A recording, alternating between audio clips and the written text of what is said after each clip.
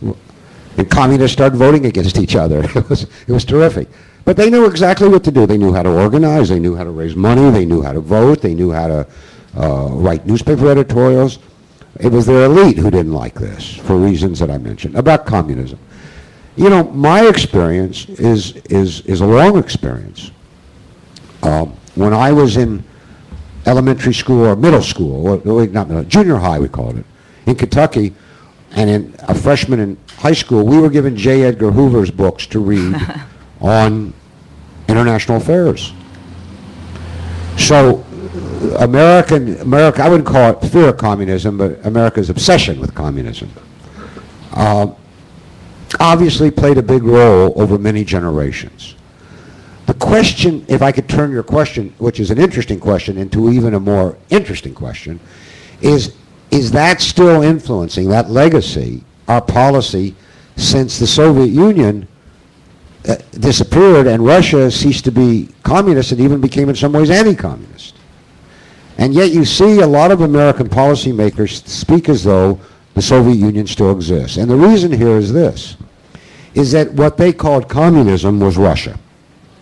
There's a very strong ethnic and intellectual view in this country, professorial too, that Russia by nature is dangerously imperialistic and is a constant danger to its neighbors, beginning with Poland, but all of its neighbors. And I think that does guide American foreign policy. I mean, certainly, Zbigniew Brzezinski, one of the wisest and most learned men in America, never got over it. When he wrote an editorial warning Obama when he was going to Moscow, he said, don't forget that the guys you talk to by nature, no matter what they call themselves, are neo-imperialists. Well, if Obama listens to Brzezinski, and they say that he does, that's certainly a cautionary note. But I'll end my comment this evening, however, on a happier note, which is kind of funny, about being afraid of communists.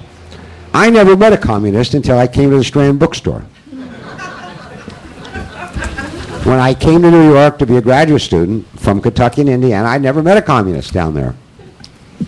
Never heard of anybody who did know one, though my older cousin, who was 15 years old and had fought in World War II, said he saw a red once.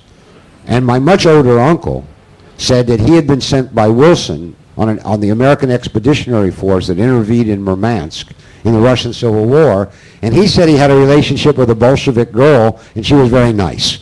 But that was the only personal tie. But I came to the Strand, and they have a wonderful Russia section down there, downstairs. But they used to be even bigger, and it was right closer to the front, as I recall. And I would go there maybe 3 times a month. And there were hundreds of books. And they didn't have computers, so you had to find them yourself. And one day I'm there, and I'm holding a book, and this older man says something to me about this is a book I should read. And I said, why? And he said, because when I joined the American Communist Party, this book had a big influence on me. And I looked at him, and I realized there was a communist. He looked like my uncle. He wasn't an ex-communist. He was still a communist. So Americans who are more obsessed by communists than anybody in the world rarely actually met any. To which a footnote, I had an Italian friend who was a successful businessman who came to visit me and lamented that his daughter's boyfriend was a communist. Only because he thought the guy would never get ahead in life with those kind of political views. He wanted to get him a job, but what can you do with a guy? But then he said, on the other hand, what can you do about it? Well, you got to remember that it was the second largest political party in Italy. Everybody slept with the communist in Italy. It didn't really have any political consequences. But it's the enemy you can't see that you fear. And it becomes irrational. And I think that's really what happened to us, eventually. Today, I'm not sure. I can't resist. We must leave it on that note. Thank you. I'm not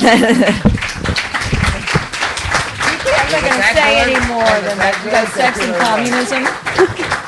Thank you all for coming tonight. Thank you to Stephen F. Cohen and Katrina vanden Heuvel. The book is Soviet Fates and Lost Alternatives. Stephen's going to stick around and sign books for you.